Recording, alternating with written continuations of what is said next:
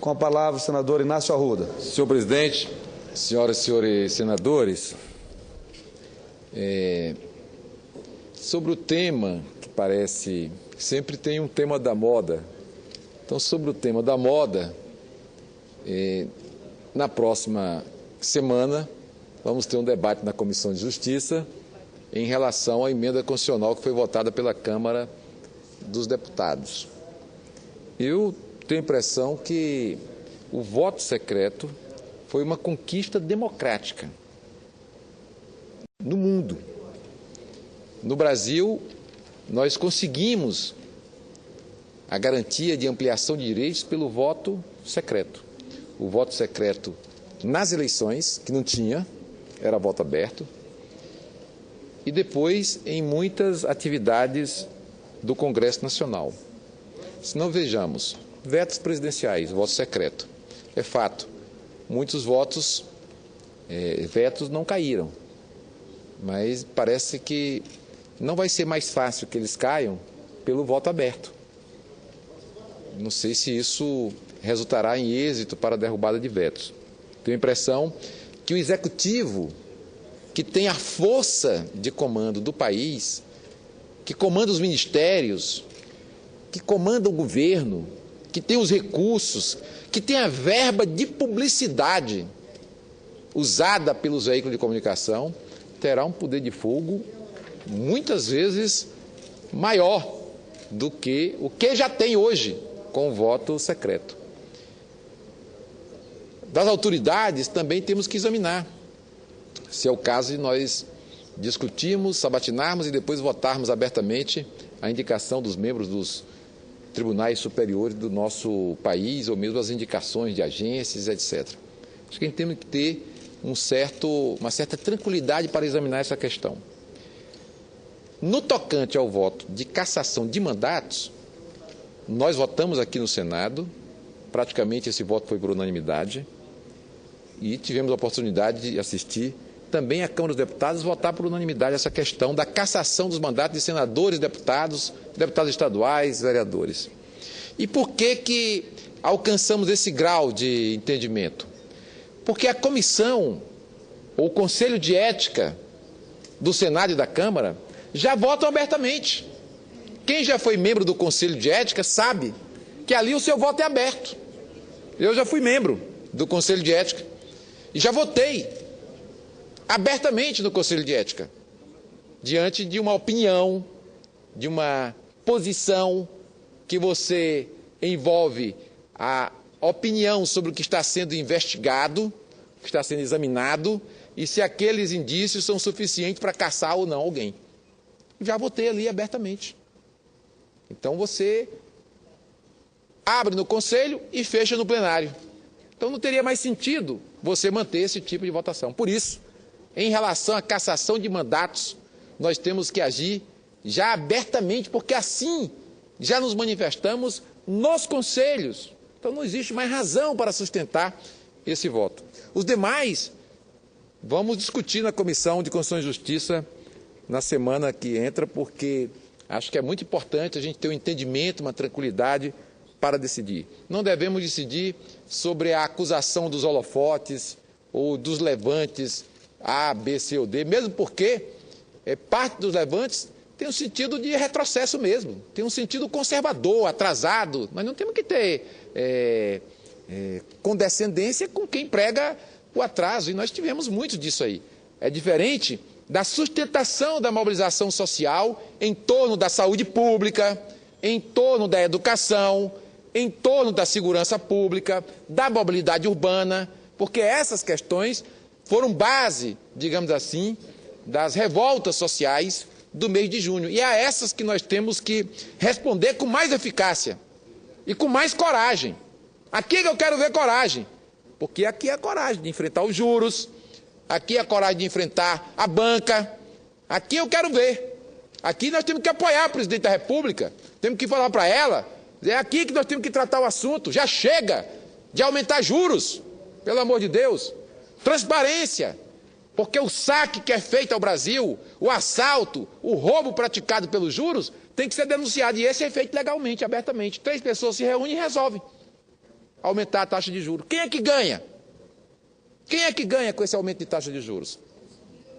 Então é muito importante a gente ter esse entendimento. E digo isso, senhor presidente, porque repousa aqui na mesa do Senado requerimento que pede urgência, porque estava no levante das ruas, sobre o Plano Nacional de Educação mandado pelo presidente Lula. Foi mandado pelo presidente Lula. Em 2010, passamos pela Câmara, passamos no Senado, já tem parecer em uma comissão, e não consegue chegar no plenário, porque trata de investir 10% do PIB em 10 anos. E investir 10% do PIB em 10 anos significa tirar da banca. Esse que é o problema. Aqui, temos que botar transparência nesse assunto. Transparência é isso. Vamos botar os 10% do PIB na educação para garantir a educação de qualidade para o nosso povo? Vamos dar transparência a esse assunto? Pois vamos votar, presidente. O requerimento está na mesa, está pronto para ser votado, já tem um parecer. Todos nós já discutimos esse assunto fartamente. Eu sou da Comissão de Educação desde o primeiro dia que cheguei no Congresso Nacional. Quando o Lula mandou esse plano para cá, nós começamos a debater na Comissão de Constituição e Justiça. Estamos debatendo debatemos na Comissão de Assuntos Econômicos e não existe, sinceramente, nenhuma razão para o assunto já não estar aqui no plenário. Nem teria necessidade de ir à Comissão de Justiça, francamente. Não há questão constitucional praticamente a ser tratada no Plano Nacional de Educação. O que existe é a necessidade de ser votada. Para nós será uma vergonha chegar no final do ano de 2013, 3 anos depois dele ter chegado aqui no Congresso Nacional, e dizer não votamos o Plano Nacional de Educação, que é o plano 2011-2020. É para 2020, mas nós estamos em 2013 e ainda não concluímos a sua votação. Então eu peço a Vossa Excelência que a gente leia o requerimento que está aqui na mesa, com assinatura de quase todos os líderes partidários, para que a gente possa trazer o projeto aqui para votação no plenário do Senado Federal. Estive ontem representando exatamente o Senado,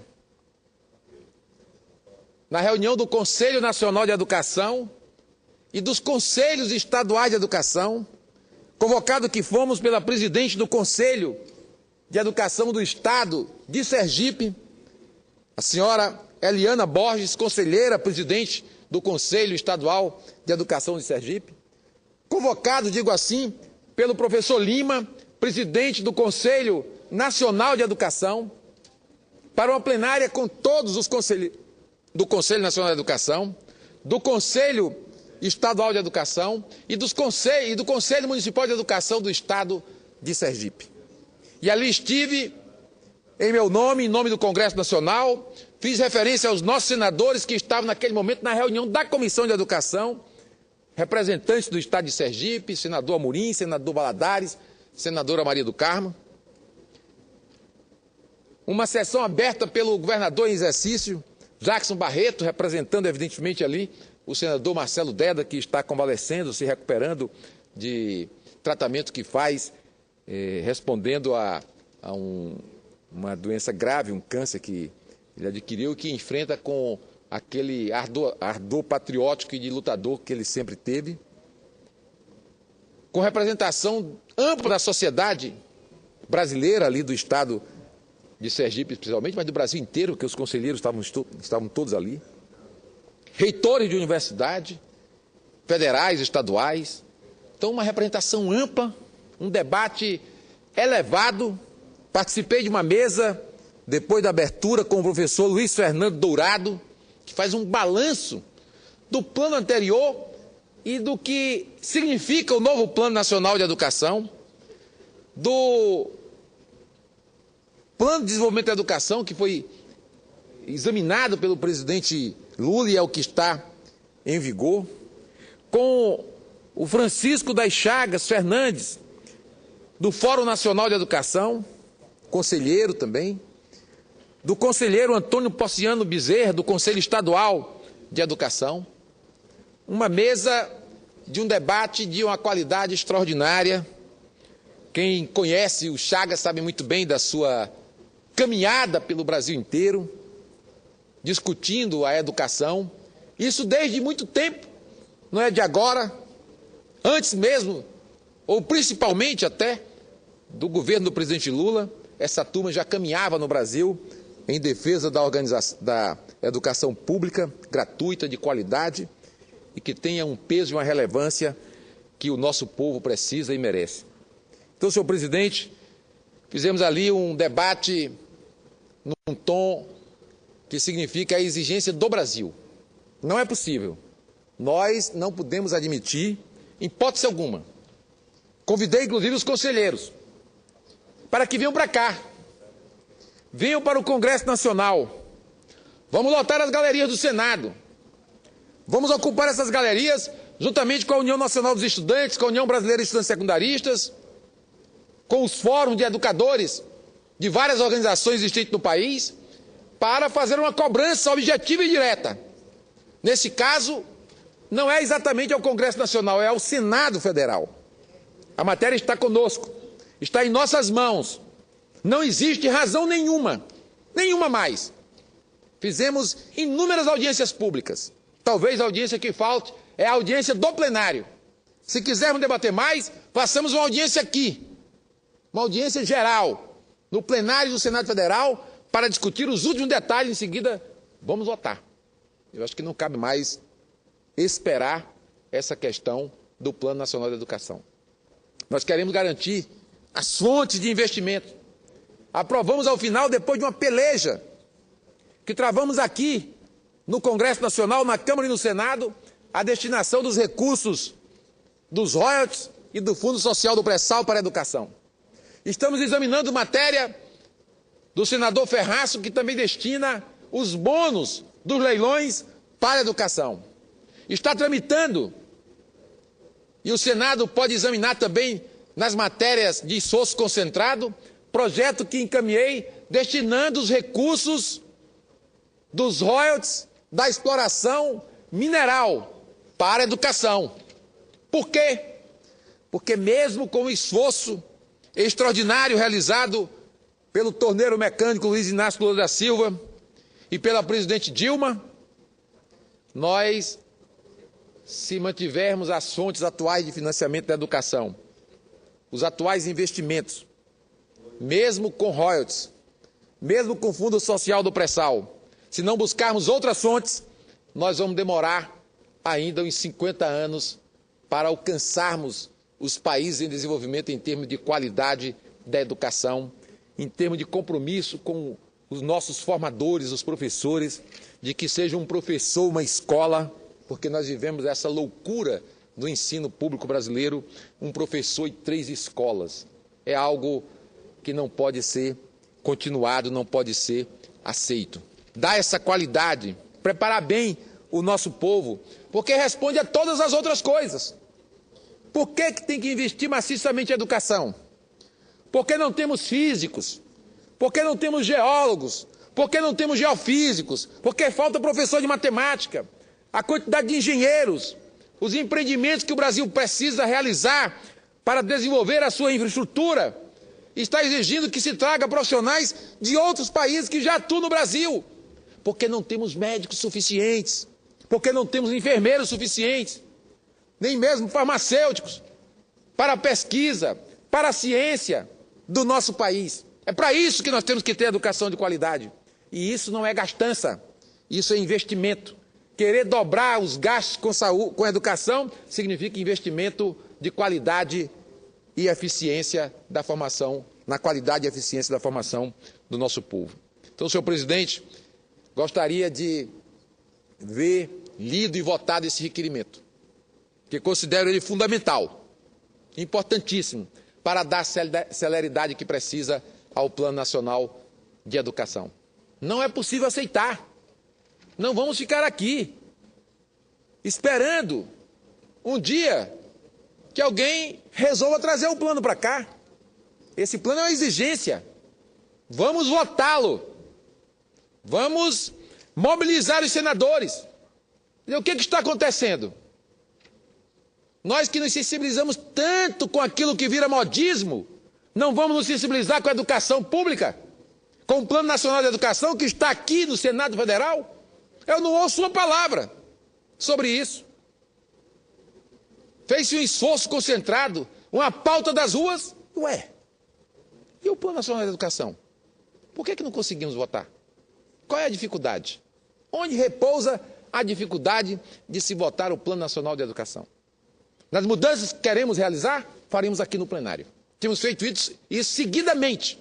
Seguidamente temos votado emendas, mesmo quando não há consenso absoluto. Mas há o debate, há a discussão e se vota. E se chega a uma conclusão positiva para o Senado e para o país. Então eu quero registrar, senhor presidente, esse acontecimento na cidade de Sergipe, que ali representei o Senado Federal, numa reunião do Conselho Nacional de Educação, dos Conselhos Estaduais de Educação, e de inúmeros conselhos municipais também de educação, e de inúmeras entidades e fóruns que se reuniram naquela cidade de Aracaju, capital do estado de Sergipe. Esses conselheiros todos vão se reunir com a Confederação Nacional dos Trabalhadores em Educação, que estão num processo de mobilização. Quem sabe vão ter que acampar por aqui. Também os estudantes, através da UNE e da UBS, provavelmente também vão ter que acampar por aqui, para que a gente possa garantir que isso que é a peça mais importante do projeto em perspectiva do Brasil. Nós que estamos buscando retomar esse projeto de desenvolvimento do país. A educação é isso, é mais formação, mais preparo, elevação cultural, para que a gente ponha o Brasil no patamar que o seu povo merece. É esse merecimento que nós queremos alcançar com a votação do Plano Nacional de Educação, senhor presidente, e apelo mais uma vez para que o requerimento que está a menos de meio metro das mãos de Vossa Excelência seja efetivamente votado, para que a gente possa honrar a luta que o povo desenvolveu nas ruas do Brasil inteiro já há muitos anos para ter uma educação de qualidade. Muito obrigado, senhor.